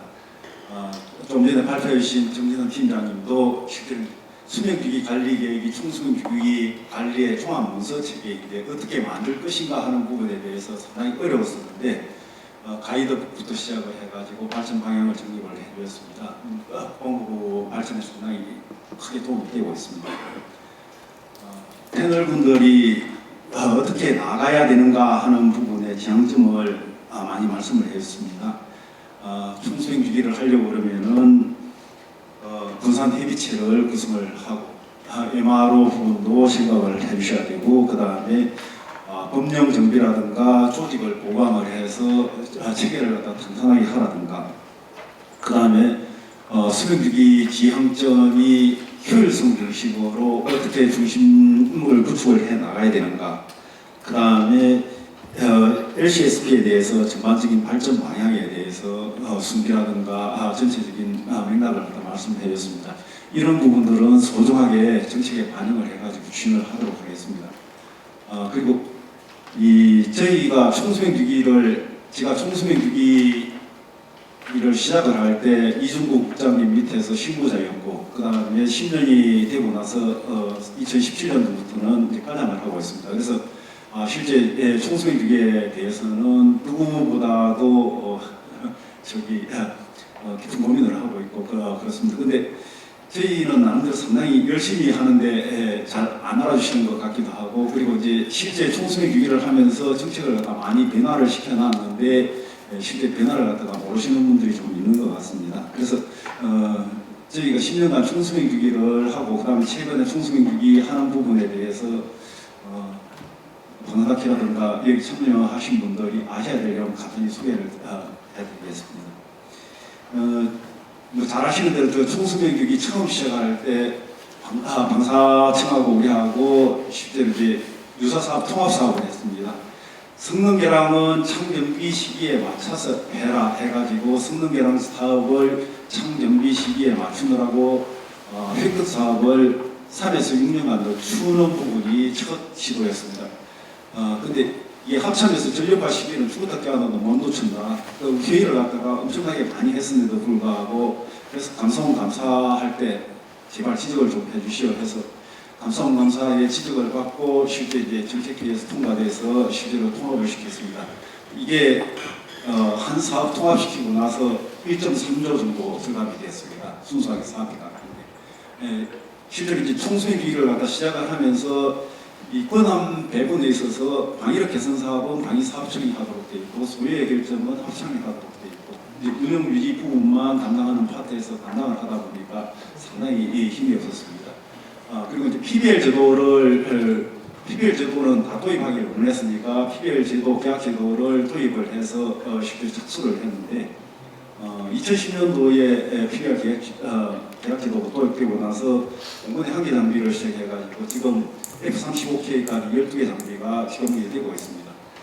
작년에 카이다에서 신청 탱크가 있었는데 가동률이 2% 이상 높아지고 조달 기간이 절반 정도 단축이 되고 재고 비용이 한 700억 정도 절감이 됐다 하는 긍정적인 부분이 나와서 이제 저희도 이게 확장을 시키려고 하고 있습니다. 그러니까 항공무기체계 중심에서 육해공 무기체계를 다 할 거고, 그 다음에 수리 부속 위주로 해왔는데 수리 부속 준비를 포함한 부분, 그 다음에 원래 이제 PBL의 제도 도입 목적이 제조업체를 통한 획득과 운영유지 책임 일어납니다. 그래서 획득부터 운영유지까지를 묶어가지고 총수명 주기 비용을 한꺼번에 묶어가지고 제조업체한테 맡기는 이런 부분. 영국은 영국이 도입을 할 때 획득비하고 30년간 운영유지를 묶어가지고 통합계약을 했습니다. 그러다 보니까 업체에서는 PBL을 도입하기 위해서 수익 비용을 절감시키는 엄청난 노력을 해왔었거든요. 저희 PBL도 전국적으로 이런 방향을 발전시켜 나가려고 하고 있습니다. 그리고 이제 군수국 표준화로 전지 발전기를 처음 시작을 했는데 이런 부분들 보면 상당히 많습니다. 전지가 과거에 1,500경 되는 걸 갖다 저희가 표준화시켜가지고 조달 지시에다가 이런 품목을 우선적으로 조달하라고 지시를 내리고, 윤활유가 특히 해외에서 도입할 때 윤활유가 무기체계마다 자기 윤활유만 쓰라고 지금 200종 가까운 윤활유를 도입하고 있습니다. 그래서 석유연구원하고 협업을 해보니까 이 부분들이 실제로 한국에서 대부분 생산 가능한 부분이고, 조금만 개조를 시키면은 우리 국내에서 통일을 시키겠다 해가지고 실제 5년간 사업을 해가지고 통합적으로 시키고 있고, 상당 부분은 또 일부 개선을 시켜놨습니다. 그리고 저희가 했던 것 중에서 제일 잘했다고 생각하는 부분들은 합참에서 소유제기를 할 때 성능 중심으로만 제기를 했습니다. 근데 2017년도에 저희가 합참에다가 성능만 제기할 게 아니고 그 램이라고 해가지고 고장률, 가용도, 이 정비도 하는 부분의 품질 부분을 성능 제기를 하도록 만들었습니다. 램 잠정 목표값이라고 해서 이제 잠정 목표값을 만들어놨는데 이 부분의 품질에 대한 성능 제기가 이제 되기 시작을 했고 그리고 2018년도에는 합참에서 성능뿐만 아니고 품질 램에 대해서 제기된 부분에 대해서 관리를 하도록 규정화를 시켰습니다. 그리고 실제 이제 저희한테 들어와서 29개 장비에 대해서 각 부품별로 고장률 값이라든가 이런 부분들을 다 조사를 해가지고 고장이 다발되는 품목들을 50만 개 품목을 갖다 저희가 피드백시켜가지고 재정비를 시켰는데 이 개선을 시켰는데 이게 한 300억 정도 절감했다고 그러고 있습니다. 추정이 되었습니다. 부품 단종 관리 체계 부분은 이미 방위사업청은 신규 무기 체계부터 2018년도가 단종 관리가 의무화 됐습니다. 전 무기 체계에 대해서 부품 정보를 입수하고 단종 관련 단종이 될 것이다 하는 품목에 대해서 어떻게 관리하겠다 하는 부분에 전 부품을 조사해서 계획서를 내도록 되어 있고, 그럼 신규 무기 체계에 대해서는 지금 5개년 계획을 실어가지고 올해부터 지금 단종에 대한 정보 입수 작업을 수행을 하고 있습니다. 기품의 시스템을 만들고 있고 그 다음에 전문 인력을 갖다가 확충을 시키고 있는데 저희가 정말 노력했지만은 내년까지 저희가 목표하는 게 13명인데 3명 정도밖에 획득이 안 돼가지고 국회에 요청을 해서 국회 차원에서라도 좀 더 획득을 하려고 그러고 있습니다. 빠르게 하겠습니다. 지금 수명기기가 안 된다고 하는 부분은 비용 분석, 획득 시에 운영기기 분석이 잘 안 되고 있다고 해가지고 실제로 이제 분석을 한 추정치를 보면은 이 업체가 분석을 하고 저 업체가 분석할 때 2배 정도 차이가 나고 있습니다. 그래서 지금 카이다에다가 분석, 운영 유지비 분석 전문 조직을 올해 만들었습니다. 10명을 확충을 시켜가지고 신규 무기 체계가 도입될 때 운영 유지 분석을 해가지고 의사결정에 반영하도록 하려고 합니다. 미국에서는 획득 시에 운영 유지 목표 설정, 한도 목표 설정을 해가지고 목표 범위를 벗어나면은 실제로는 대선을 하다가 획득될 때 페널티를 해가지고 그렇게 하고 있습니다. 그리고 5년 이내에 이런 부분으로 제도 접속을 하려고 합니다. 저희가 실제 이제 총수명주의 관리를 하면서 기반이 구축이 되고 나야 총수명주기 아까 LCSP가 완전성을 갖다가 가진다 하는 부분이 있습니다. 그래서 뭐 이걸 갖다가 기반 구축하고 나서 LCSP를 만들려고 그러면 엄청나게 오랜 시간이 걸리기 때문에 약간 부족하지만은 아까 지나쳐 관리처럼 수명주기 관리에 기반이 덜 구축된 대로 지금 된 상태에서 수명주기 관리를 할 수 있는 상황부터 시작을 해가지고 점진적으로 발전시켜 가고자 합니다. 수명주기 관리에 대해서 의견이 있으시거나 그런 발전적인 이런 부분이 있으시면은 저희가 언제든지 좀 제기를 해주시면은 저희가 의견을 반영해서 잘 발전시키도록 하겠습니다. 감사합니다.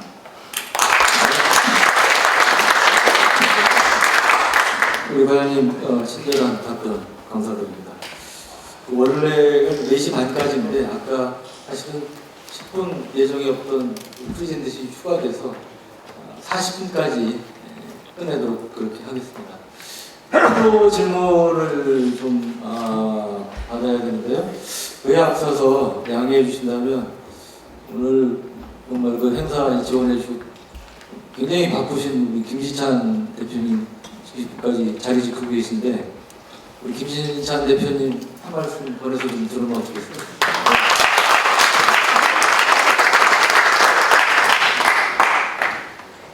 제가 작년부터 이렇게 대표이사 수행하고 있는데 이 디테일이 큰 것을 결정하는데 매우 중요하더라고요.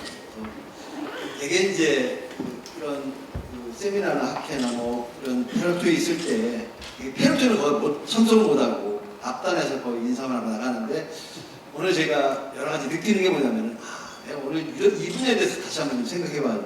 그런 차원에서 제가 자료를 시켰고요. 제가 여러분께 드릴 말씀은 드릴 질문은 없지만은 이런 앞으로도 이런 토의에 쪽 시간을 내서 좀 듣는 기회를 갖도록 하겠습니다.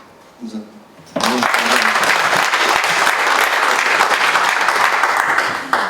네, 그 시간이 제한돼서 그 패널 질문을 받겠습니다. 그 질문하실 때는 그 직책과 성함을 좀 밝혀주시고 1, 2분 내로 최대한 압축해서 말씀해 주시면 고맙겠습니다.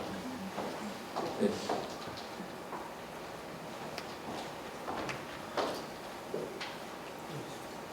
네, 저쪽에.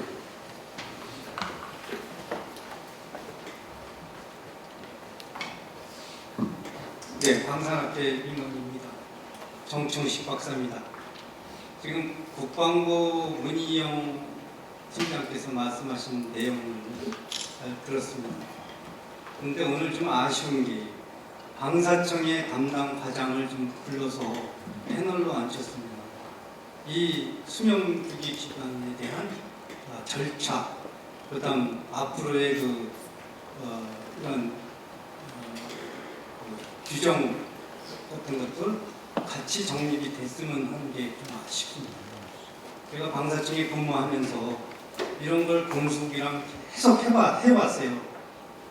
그럼 개발초서부터 시작해서 처음에 신규 개발할 때 이게 수명 주기를 그때 결정을 해놔야지만 이게 부드럽게 진행이 되는데 지금 한참 지난 다음에 폐기 단계에서 이런 수명 주기를 운운하니까 다시 또 그 관련 기관에 영역 검토를 하고 이런 것들은 앞으로 시행해서 한 번에 국방부 정책에서 한 번에 그 영역을 받아서 방사청이랑 같이 협조해서 하면 좋겠습니다. 네, 또 질문 없으시나요? 네, 회장님 코멘트 하실 거 없으신가요? 예. 그러면 질문은 아니고요. 네. 사례 하나 보면. 네, 짧게 좀 말씀해 주시면 됩니다. 네. NIG 넥슨에서 유도무기 전자장비 쪽 그 운영유지 실무를 담당하고 있는 청원범석이라고 합니다. 저 획득과 운영유지의 군수가 연결이 안 돼서 이 업무 애로사항에 있어서 짧게 사례 소개해드리겠는데요.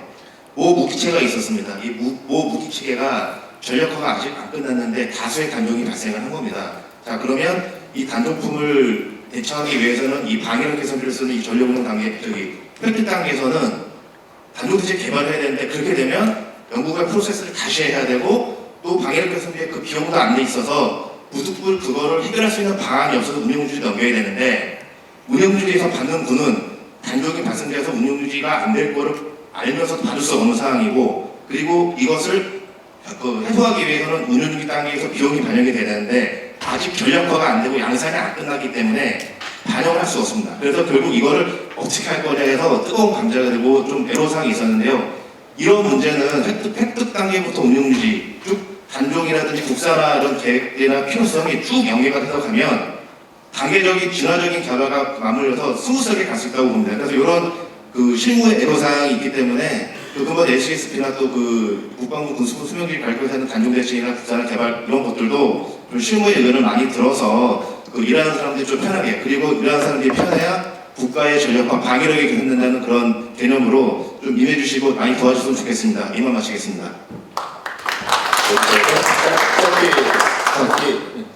짧은 시간만 좀 부탁드리겠습니다. 네, 제가 그 실제 그 개발하시는 분들 보통은 이런 논의가 항상 획득 과정에서만 논의가 많이 되고 운영유지에서의 의견들은 많이 반영이 안 됩니다. 근데 아주 짤막하게 제가 실제 그런 현상을 좀 문제점을 발견했던 게요. 그 실제 정비 부대에서 많은 데이터들이 생성이 됩니다. 근데 그 많은 데이터들이 그 기업들에게는 값어치가 엄청 높은 그런 데이터임에도 불구하고 서로 공유가 안 됩니다. 지금 이렇게 논의를 하신 것도 대부분 이제 획득 단계에서만 거의 마무리가 되고 결국은 또 다시 운영유지에서는 잘 피드백이 안 되는 경우가 있거든요. 그 부분이 문제점이 계속 어떤 LCSP라는 문서들이 만들어졌다고 하지만 그 대부분이 획득에서만 끝나버리는 문서 형태다 보니까 정말 이게 진화적으로 발전을 해야 한다면 저는 오늘 정비청장님도 오셨지만 정비청장님이 그동안 많이 노력하셨던 그런 데이터들을 이제 개발 단계인 업체와 아니면 개발 단계에서 그런 기관에 적극적으로 공유할 수 있는 시스템을 규정이나 아니면 법제화를 좀 시켜야 하지 않는가. 이것만 되더라도 제가 볼 때는 상당히 큰 진화적인 발전이 할 수 있을 거라고 보고 있습니다. 네, 그 패널들 중에 뭐 코멘트 하시고 싶은 없으십니까? 회장님 또 없으십니까? 네.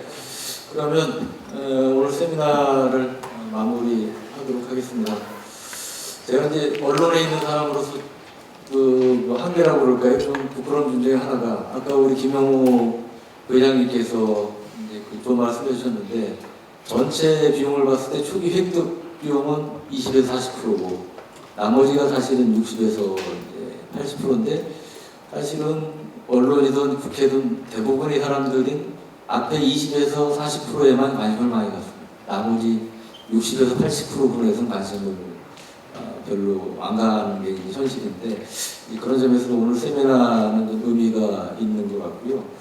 그리고 지난 월요일 세미나는 뭐 정비 획득 관련 주제였는데 결국 제일 중요한 이 키워드는 아까 이제 협업이라는 표현을 쓰셨는데 제가 사실 제일 좋아하는 단어 중에 하나가 윈윈입니다. 윈윈.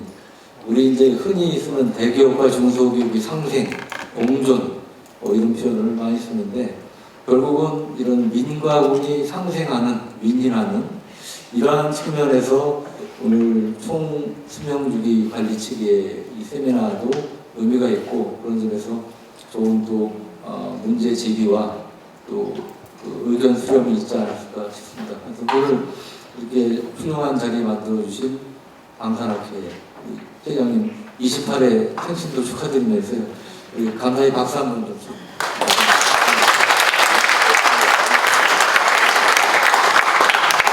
오늘 이상으로서 세미나를 마무리하도록 하겠습니다. 감사합니다.